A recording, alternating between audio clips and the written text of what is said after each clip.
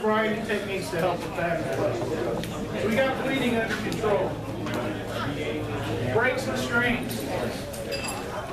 Breaks and strains you're going to basically treat in a very similar fashion as this. You want to control any bleeding.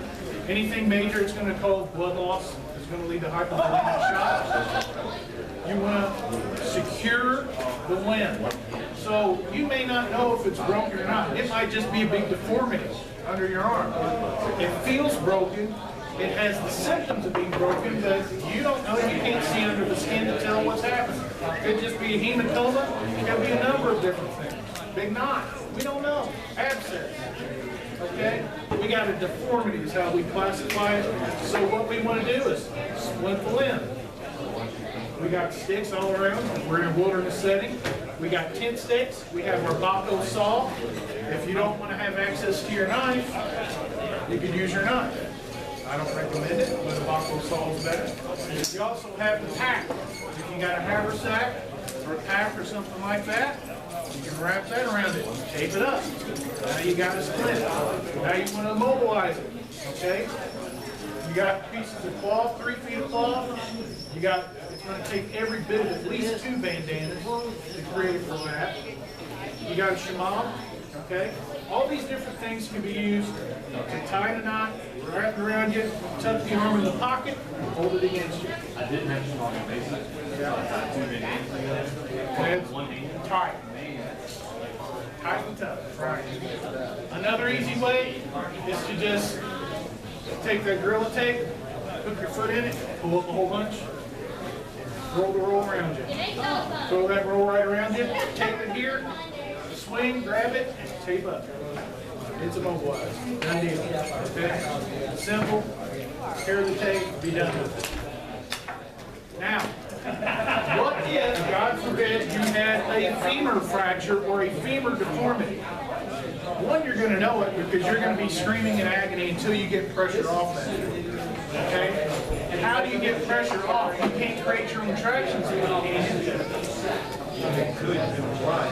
Right. So the next best thing is to wedge your leg in between 2 trees, a rock and a tree, 2 stumps, sticks, whatever you can. Drop the heel in.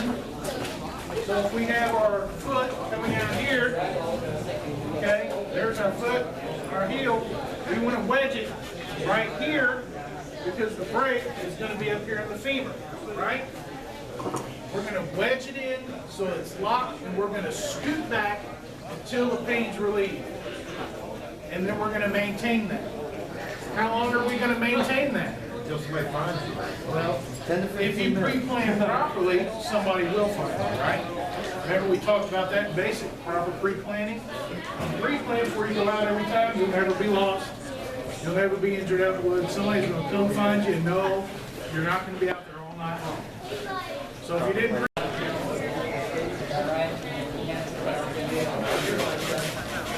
but you're going to alleviate the pressure, or the pain, and the pressure for that matter.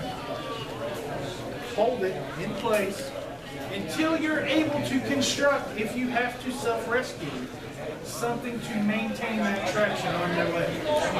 Which can be slapping together whatever you got around you, sticks within reach or logs, and taping the living hell out of that leg until it's fully immobilized. And then you're going to Hugh Glass it and drag and crawl your way out. Everybody know who Hugh Glass is? You don't? Some do, some don't. Hugh Glass was attacked by a bear.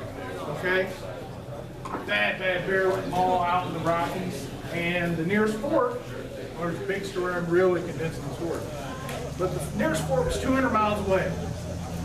The party he was with left him to die. Okay, they just said, he's dead. So they sewed him up, did what they could, used pine sap, put on all his wounds, put a stitch in his throat, did his arm wide open, put a stitch there. They stayed with him thinking he's going to die. Indians come by.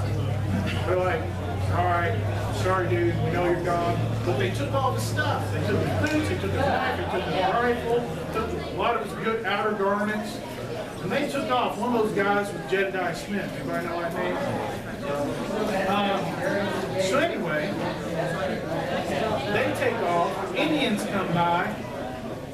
There's complete Everything counts. Some say the Indians seen him and says, he's dead, left him alone. Others say the Indians never found him. A few days go by, he wakes up, dying of thirst, he's hungry. He ends up crawling for 200 miles to the nearest fort out of pure vengeance. He wants to kill the guys that live here. But imagine the grit and what he endured. Just 200 miles crawling. What he eat? What he drank along the way? And he did eat and drink the whole way.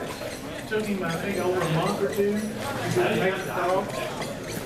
Exactly. How did he not? And what happened was he put maggots and let things eat it out, and bears went up and licked him and cleaned the wound out. Leave it because it's rock, it smells like rock sweat.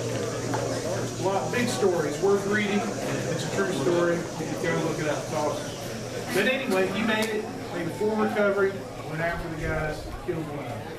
So anyway, breaks and strains, we're going to treat them the same. All right?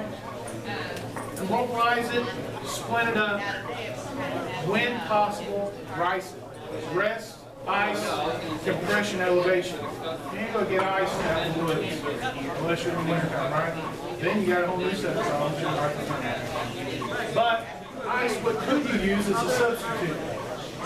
You got a stainless steel water bottle, fill it full of cold water, put it on there. If you want to increase its efficiency, wet a bandana, wrap it around the canteen with the water, attach it to the leg or to the thigh, and then what type of physical effect is going to occur? Evaporation. You went to basic class. What's the three we said? Convection. What's the three we said in basic class?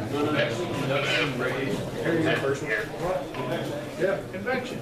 That's what he said. Oh, did you? I didn't hear that. Okay, so convection. So, you're going to want that air, okay? Same thing, wet bandana, wrap it around any limb, same deal. Okay? So there's breaks and strains. That's the best we're going to be able to do. Is there more an emergency professional could do? Sure. But not necessarily us, all right? Blisters and burns. We'll do blisters first. Blister, right here under the skin. How do we treat the blisters? What was the acronym for ice? Rest, ice, compression, elevation. So if you've splinted it properly, that's going to provide compression. Rest, obviously. Ice, we just talked about how to mimic its effects. And then elevate it. Okay? Okay. When you treat blister, as soon as it gets hot, all right? That's when you really need to treat it. As soon as you feel the hot spot, stop. Relax a minute, address the issue. Otherwise, it can get worse. It's just the friction of the skin rubbing like this, and then fluid builds up, and then it puffs up. That's it. Now let's say we want to eliminate the blisters. How are you going to do it? You're just going to yank it off? No. Preferably not. Okay? You want to lance it. You got your knife, you got your sail needle. Don't do it up top. Always do it here at the bottom, as close to the base as possible. Knife or sail needle is going to work great.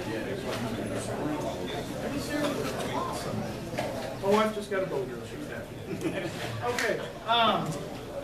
So we're going to lance it. What's coming out? Fluid. Fluid's coming out.